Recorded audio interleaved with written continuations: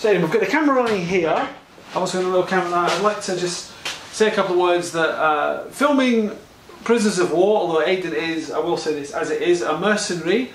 There are protocols governing that as per the Geneva Convention. I shall be adhering not only to them, given that Aidan is, as I say, a mercenary, those don't necessarily apply, but because we're all good, nice, polite people here, we shall adhere to not only the protocols and the covenants of the Geneva Convention, but also this will be uploaded to YouTube, so the applicable YouTube guidance. Aidan, would just like to confirm that you're speaking of your own will.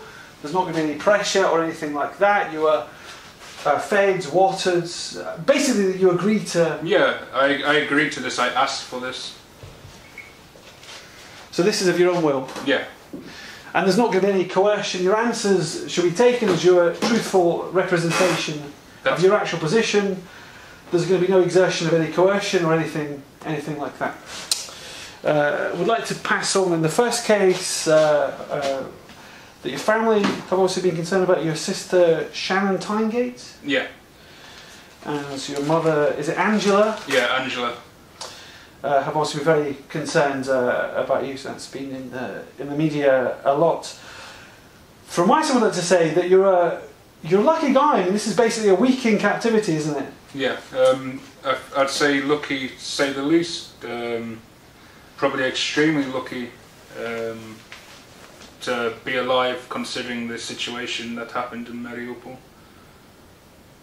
I mean, really, basically, if you look at I don't know if you've seen the videos, I know you've been quite active online, but can you describe any of the videos you've seen of when Russian soldiers have been taken captive by Ukrainian soldiers and what's happened to them? From the videos I've seen online of Russian soldiers being captured, Ukrainian soldiers haven't adhered to the Geneva Conventions. Right. There's been a lot of war crimes that have taken place, like from what I've seen. A lot of it's down to the Nazi groups like Azov Battalion and Right Sector, and a lot of nationalists as well. From what I can see. So you understand, let's get down to the nitty-gritty. I mean, we're talking about absolute barbarism. We're talking about videos of Russian soldiers, servicemen killed by stabbing them in the eyes, tortured, mutilated, slaughtered. Yeah. By your colleagues, your comrades. Aidan, I mean, come on. I don't promote this. Like, if I ever saw anyone doing anything like that, I'd try to intervene, because first and foremost, like, just because it's the enemy, they shouldn't be treated any less than once they drop their rifle, and then that's them finished. And I think the people that do these crimes, they should be punished to the fullest extent. Which, with the Ukrainian military, I doubt they're going to even care about it. I mean, we're talking about, I would say there's no words to describe people like that, but we're talking about Ukrainian soldiers. I'm going to use a few choice words to describe them: animals, yeah, scumbags, barbarians. Your comrades. Aidan, what are we talking about here? How has this ended up that you're on that side? I made a stupid choice. I easily misread the information and joined the wrong side. You know, you've ever seen, I don't know if you've seen a sketch by Mitchell and Webb. They're dressed up in Nazi style uniforms. Yeah, I've seen that. On one side it says, "Are we the bad guys?" Yeah, after Mariupol, because of my situation during the operation, like we were in Mariupol, it wasn't until this whole operation started that I started realizing to the extent of, like, the reality of, like, Ukraine. I mean, you're a 28-year-old man from Nottingham. You came over. Can you give a little background as to how you came to join the Ukrainian forces? I believe it was at the 36th Marine. Yeah, 1st Battalion, 36th Marine Brigade. Mm-hmm. How you came to join them, when, and what motivated you to do that? So I first came to Ukraine back in February 2018. Uh-huh. Previously, before that, I was in Syria, in Kurdistan, with the Kurds, and I had met someone who was previously in Ukraine, And before this point, I was pro-Russian, pro-Donbass. I'd like been following accounts such as yourself since the very beginning. And then when I was in Syria, I had met this acquaintance who was also in Ukraine. Had a few political debates with him, and eventually, like, he managed to like tell me about like information and show me stuff, and then obviously a lot of it was like misleading information, so I was easily misled. So you were at the time in your mid-20s, impressionable. Yeah, impressionable was the word. And you ended up, but there comes a point, okay, then, there comes a point that now you've ended up where you are, and obviously I know you've appealed to the British government, and it's easy from where you are to renounce everything from the position that you've ended up in, but there comes a point that you must accept responsibility for the decisions that you made. Of course, the responsibility must be accepted. For me though, I'm just saying, when this operation started, the days before it, I never agreed with Ukraine's decision to, if you remember, Russia recognized Donbass and Luhansk as independent. Lugansk as independent, and I'd always wanted it to just finish, and I thought, given the circumstances, Ukraine would do the appropriate choice, but they... You've been serving for years in the Ukrainian army. Yeah. Now, obviously, you know, you're socially aware in terms of social media and all the rest of it. So in that time, you must have surely done some research, looked on Google, checked out the Azov battalion, for example. Yeah. You must have seen the signs that they wear, the wolf's angle. You must have worked out that these guys are Nazis. Previously, we had never really worked closely with Azov, like, up until we came to Mariupol. Like, when like a day in Mariupol was just the amount of destruction, and it was one of the videos I saw of one of the other journalists that was in Mariupol, where Azov were driving down the street, like using civilian buildings for cover, like while there's active fighting going on. It was then like I started to change my opinion.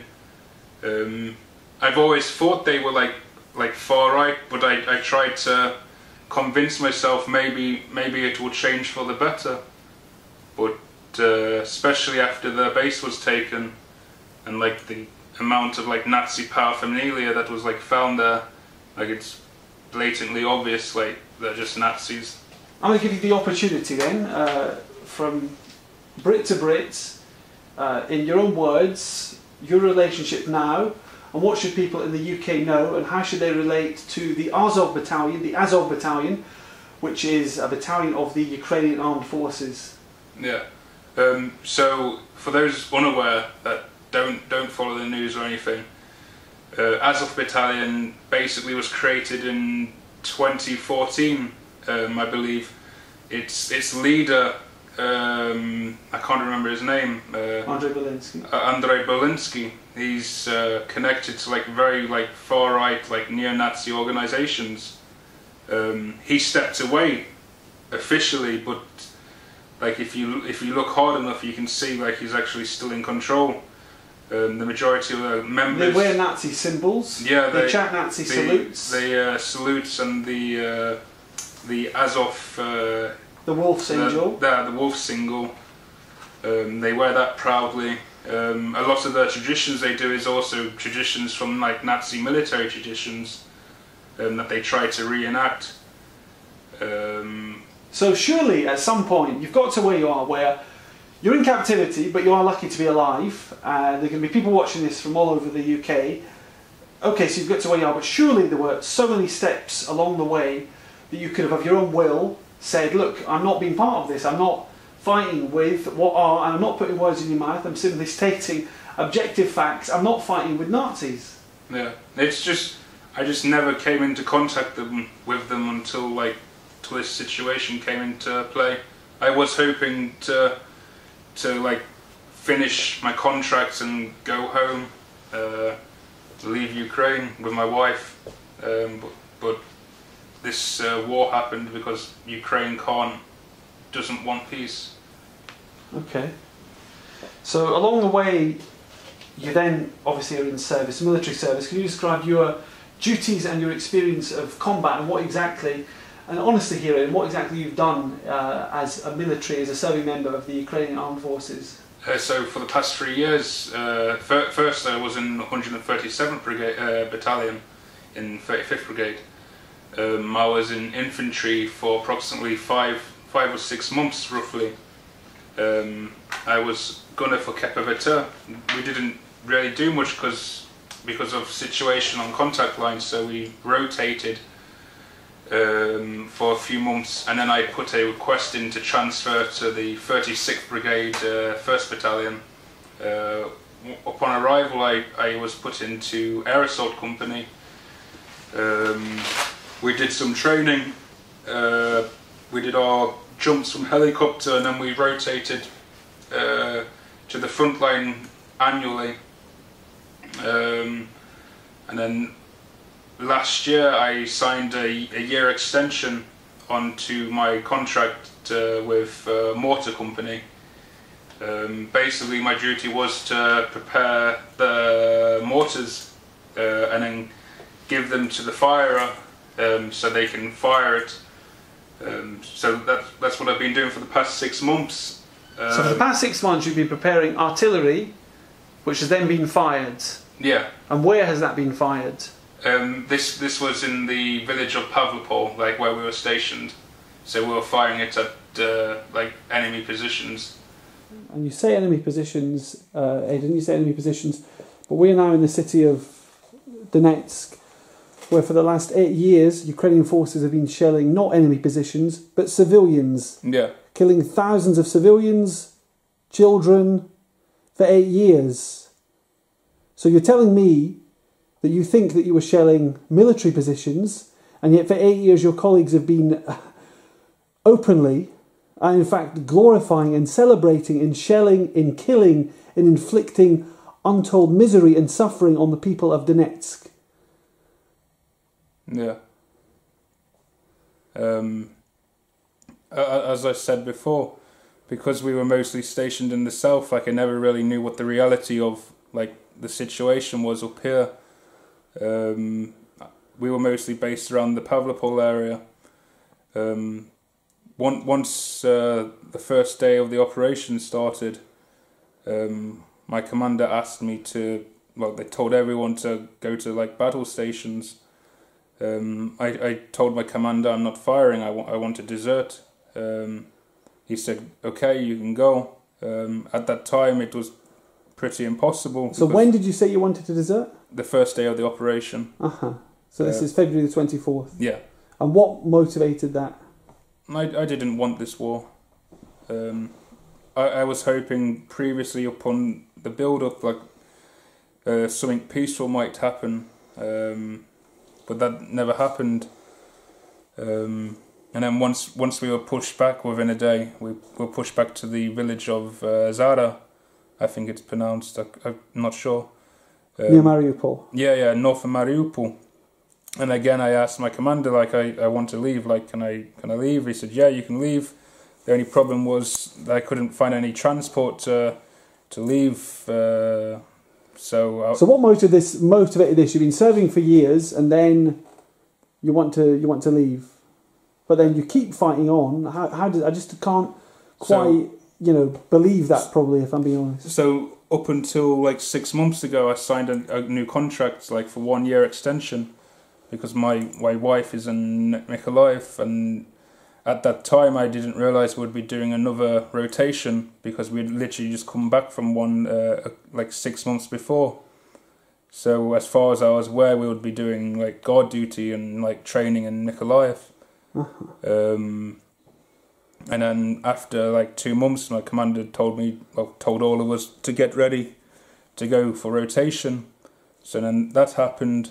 And then slowly, like, we had the whole incident with like Russian politics and like Western politics, and watching this slowly, like it was like aiming for like a possible scenario of conflict, but there was always every opportunity that Ukraine was given to de-escalate. They blatantly ignored. Right, Ukraine had 8 years to recognise the republics, to recognise the results of the referendum of 2014. My biggest problem with the Ukrainian authorities was the recognition of Crimea as Russian territory, because as you said, it's been 8 years. Like, regardless of what anyone thinks. Tell me, whose territory is Crimea? Russian. On the Donetsk and the Lugansk People's Republics? Independent, like Donbass peoples and Lugansk. Like they've had 8 years. Like, this war's been going for 8 years. The Azov Battalion. I'm going to hit this point again. How to describe the Azov Battalion? Fanatics, criminals, Nazis. Okay. I mean, but you accept that you're lucky. Yeah, I'm lucky, and I'm grateful. And how's your detainment? How's your detention? Can you describe your circumstances, your situation? It's been good. It's better than what I was expecting it to be. Like, for the past month and a half, when we were under siege, I was basically on guard duty in our battalion headquarters because of my previous attempt to desert. And the reaction of a lot of the Ukrainians that were serving alongside me were mostly ignorant or didn't want to accept the fact that we will lose this battle, which I told them we won't win, like, we should just surrender already. And how did you come to be taken into captivity? So I think it was last Monday, the remaining Ukrainian forces, our commander came to us previously because they had been preparing the vehicles with armoured shielding, and basically our commander came to us and he gave us 3 options. He said either you can try walking out and try sneaking out somehow, or you can go in the military convoy, which is being modified with armour and stuff to try and break through. Or 3, you can surrender to Russian and DNR forces. I chose number 3 because I'm not an idiot and I know what the situation is. So you ended up with no food, with no nothing, didn't you? Yeah, the Ukrainian military left us. My humble opinion about Mariupol is we should have left it, left Donbass when we were given the opportunity. But instead, our commanders told us to stay in Mariupol and do it to the last man, which is reckless. In the UK, Aidan, as we've discussed, your family are worried about you. I'd like to give you the opportunity to say some words to camera, to speak directly to camera, to your family. So Diane, my wife, I want you to know, I love you, and I hope that the British government is able to push this prisoner exchange so that I can return to you, and we can build our life in Britain. My mother, my brother, and rest of my family, I also love you, and I hope to see you guys soon, hopefully. If this exchange with prisoners is done. Okay. I mean, you understand we're out of the jurisdiction here of the British government. You're really, as it's being positioned in the British media, you're being held by, inverted commas, by bad Russians. And as I say, your own Twitter account is pumping out a stream of anti-Russian bile and hatred as you're being positioned in Sky, BBC, the Daily Mail, etc. as some kind of I don't know, they're trying to position you as some sort of a hero who went to fight for Ukraine, but now you've ended up being taken by the Russians, who we're told the worst things about exclusively, and yet here you are in captivity for a week.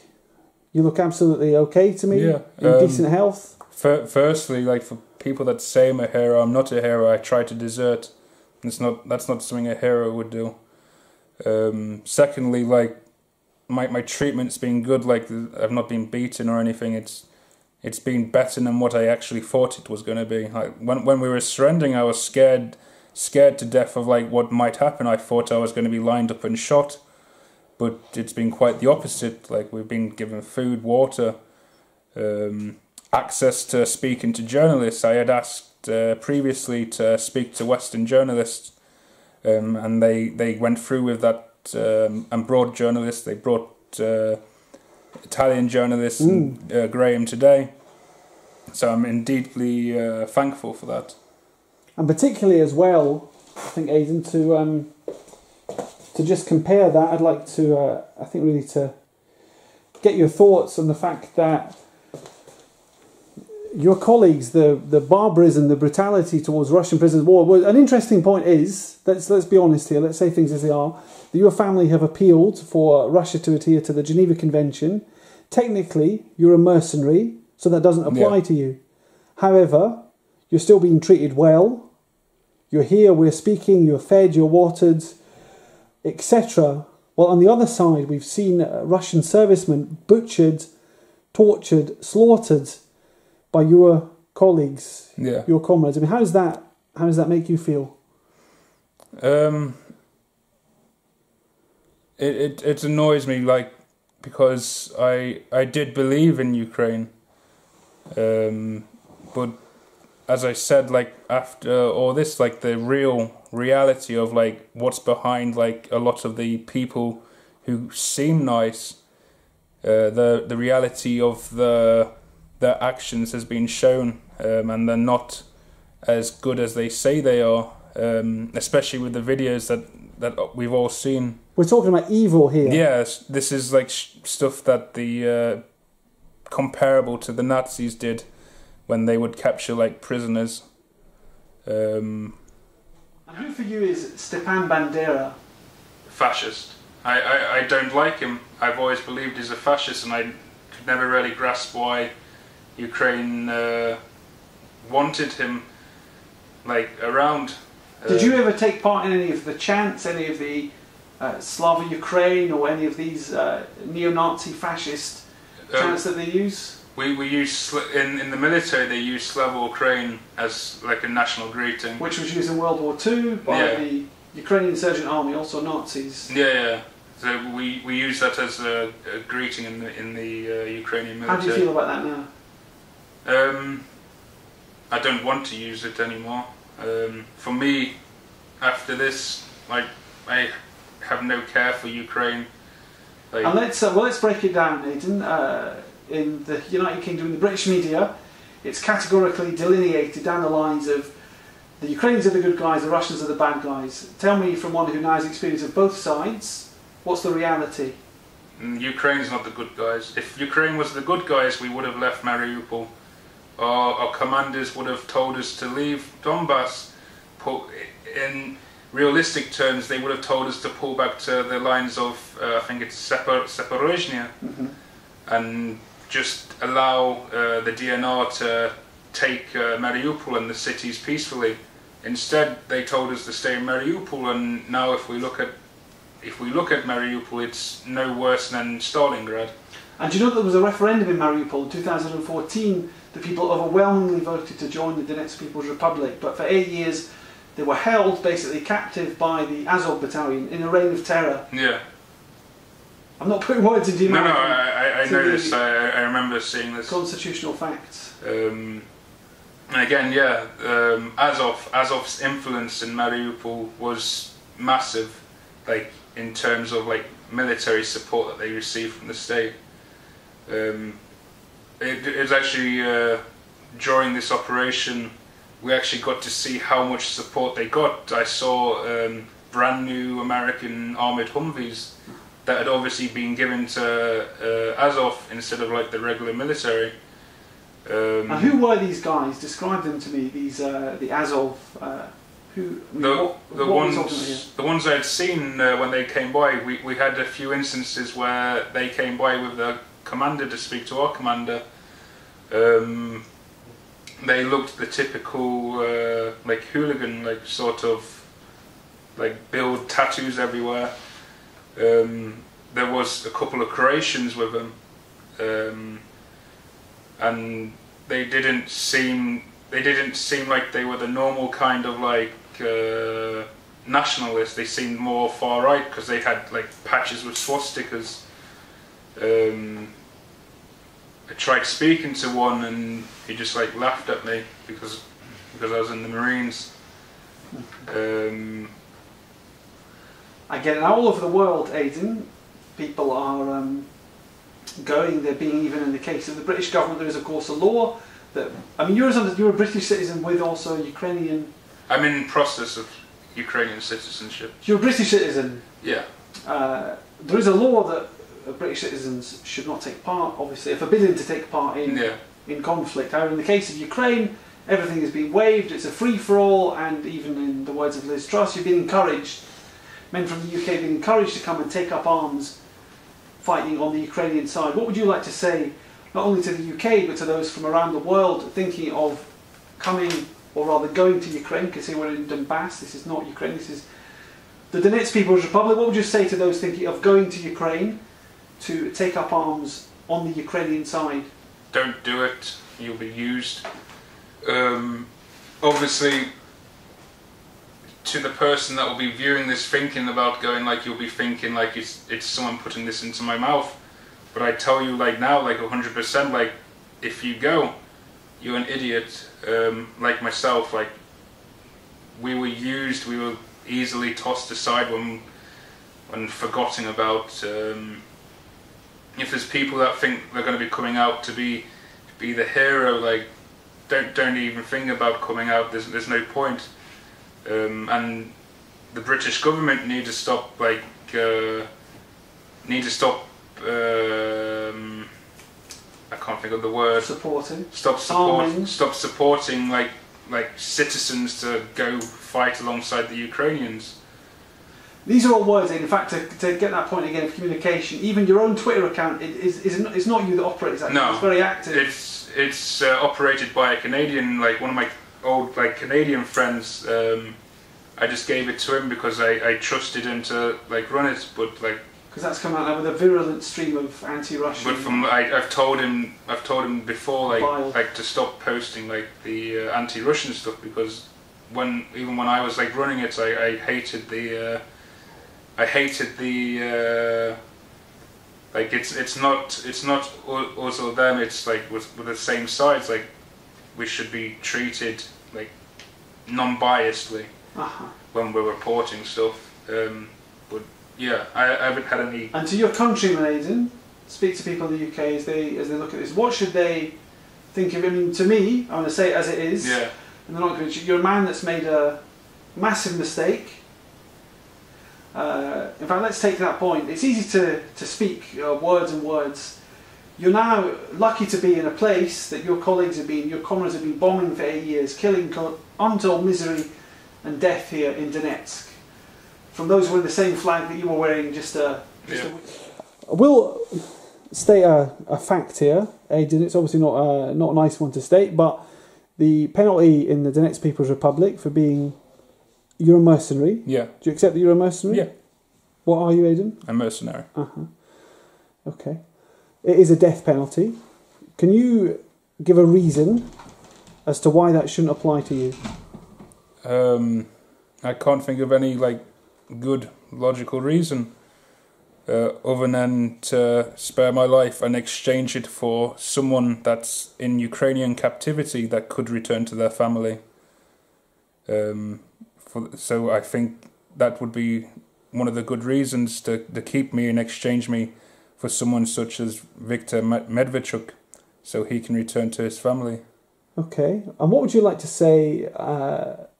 Obviously, I've been following your case, and I've been following reaction. You understand there are a lot of people who are very angry with you in Donbass, in Russia.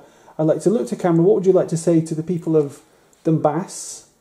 So I know you hate me, and sorry can only get you so many emotions, but like it doesn't express like my true like apologies for being in the circumstances in which I am. If I could take it back, I would have left long ago. but that's not the case. What's done is done. All I can ask is that you forgive me, and accept that I surrendered and tried to desert from the Ukrainian forces. I can't think of much more there is that will... What do you know about the city? We're in the city of Donetsk just now. What do you know about the city of Donetsk, Aidan? I just know it's the regional capital of the DNR. So founded in 1869 by a Welshman. Yeah, by a Welshman. John Hughes. I don't know too much about the city itself, as we were mostly based down south. City of a million but people. I can say, you said previously about the bombing. So as I said, because we served mainly like down south in the marine area control, I'd never really been to the Donetsk region front lines before. But at the moment we're here in Donetsk, and like in my cell I can hear the bombing, and that's like a big like wake up call for me, because previously before you see on the news like there's some fight, there's like fights taking place in Donetsk. You never see like the bombing from Ukrainian media. How much do you feel that you were misled by the media, by propaganda? How much did that influence your decision to take up arms with the Ukrainian side? I would say probably 70%, and then the remainder would be just my wife, because she's Ukrainian, and yeah, I'd say that'd be correct. It's just. And how accurate are the BBC, Sky, etc., the Daily Mail, and their reflection of the situation in Donbass in Ukraine? Daily Mail, I wouldn't trust by a mile, because of some of the previous stuff they've posted where they just get information like straight up wrong. BBC also, they have an agenda. So one minute they can be pro you, and then next minute they're pro someone else. CNN, we don't need to speak about them because that's obvious. How is the morale among Ukrainian soldiers? During the operation, once we pulled back to Mariupol, for the majority of this operation I spent in a bunker at Battalion HQ because as I said, I refused to fight. But from what I saw from the guys in there, a lot of guys were ignorant of the situation, and their morale was like normal. It wasn't till the last week when the airstrikes started getting heavier on our position, which was in the Metallist factory. That's when they started realizing that the Ukrainian government's like left us. I said to them like ages ago that they've left us. Like there's like, I don't know what you expect for this to go. So like it wasn't until the last moments that the Ukrainians started feeling their morale like go. Everyone started becoming silent and realizing that they're going to lose, which I said to them was going to be from the beginning. And what about the relation towards Zelensky? What is your relation to him, and what's the relation among the Ukrainian troops towards him? I can't say too much about the Ukrainian troops because I never really asked them about what they think about him. But like after this, like after Mariupol, like I said it before, like he left us. He told us, in better words, is like look at Mariupol before, and then look at it now. Like if we had left Donbass, like Mariupol would still be a city. Right now it's graves, like especially from other like journalists who were following DNR and Russian forces. I saw them giving interviews to civilians who were inside Mariupol, talking about how the Ukrainian military and Azov were like using like the cover of like civilian occupied buildings to fire from with their tanks and whatnot. By the way, you know in Donetsk 10 years ago it was Euro 2012 football tournament. Donetsk, you're actually in what I consider to be one of the world's great cities, a beautiful city. It was called the City of a Million Roses, twinned with Sheffield, actually, our own Sheffield. We've had a lot of words today, Aidan. From a concrete point of view, what would you be willing to do to atone for the evil that you admit that you've been a part of? How can you propose that you would make amends for that? If this exchange doesn't go through, I would help rebuild, and that is needed, especially after like Mariupol, because civilians there now, like there's people that have no homes, they've lost their families. It will probably be 10 years till Mariupol looks at least somewhat resemblance of what it looked like before. So there is one option that you're prepared to physically atone for the evil that you've done by helping to rebuild Donbass. Yeah. Okay. And there is another option, that a prisoner exchange. Your hope is in a prisoner exchange. Okay. If it were a prisoner exchange, if that were to happen, what would you do next? Leave Ukraine. I previously told my wife she left Ukraine because of the operation and the safety in Mykolaiv at the time. So she's now waiting to get a visa to go to Britain to be with my family. And I've already told her, like, once this is finished and hopefully I return, we're going to live in Britain, build a family there, and just forget about Ukraine, because after this I don't want to be in Ukraine, especially... What is Ukraine for you now? What does it represent? Disloyalty, forgetful. I can't remember these words. It's been so long since I used English. Do you mostly communicate in Russian? Surzik. I get you. And broken English as well. I get you. But in the UK, you understand the position is unconditional support for Ukraine. Now you've left London. The Ukrainian flag was up in the BT Tower in London. What would you say to those avatars on Facebook? What would you say to those? Don't promote war. I think it was a week or 2 weeks after the operation was starting. I can't remember. I think it was Putin.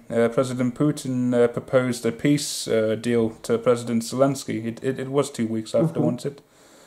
And in this peace deal, Ukraine made its request, which was security guarantees, so that if it's invaded in the future by any country, that it would be protected by security guarantees.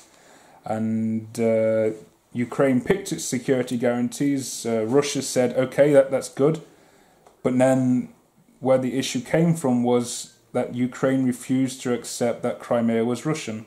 They also refused to accept that Donbass and Lugansk was independent, and they would rather speak about it over 15 years. Okay, so we've covered this point, that it was Ukraine's road to war by not accepting the will of the people of Donbass for these 8 years, instead deciding to shell and to kill. We've covered that.